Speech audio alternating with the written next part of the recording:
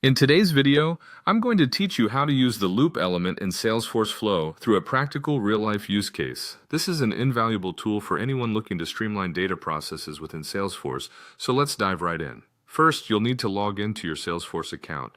I assume you've all had some experience here, so go ahead and enter your credentials to get started. Once you're logged in, direct your attention to the top right corner of your screen. You're looking for the gear icon. That's your setup hub. Click on it and then look for a section called Advanced Setup. This is where we'll initiate our edits and custom flows. Now you'll find yourself with a quick find search bar at your disposal. In that search bar, type flows and hit enter. You'll see various options here, but we're focusing on creating or opening a record-triggered flow, or alternatively, a screenflow if that better fits your needs. The choice between these will depend on what you want to trigger your flow. But remember, for this demonstration, we're going with a record-triggered flow to process our data automatically when a record is created or updated. Next, you'll need to add a Get Records element. This function is crucial as it allows you to fetch a collection of records you're going to work with. Think of it like gathering all the supplies you'll need before starting a craft project. This collection of records is what we're eventually going to loop through. Now grab that loop element from your toolbox and bring it into the workspace. Here, you need to choose the collection you've just assembled with the Get Records element. What the loop does is cycle through each record one by one, making it easier to handle batches of data without writing a single line of code. Inside your loop, this is where the action happens. You can add actions such as assignments, updates, or even creating new records. What's important is thinking about what you want to achieve while processing each individual piece of data. Assignments could automatically modify fields based on certain conditions, or maybe you want to update some existing fields dynamically.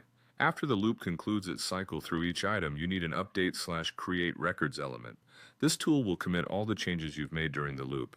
Think of this as hitting save after editing a document. It makes sure all your hard work is secure.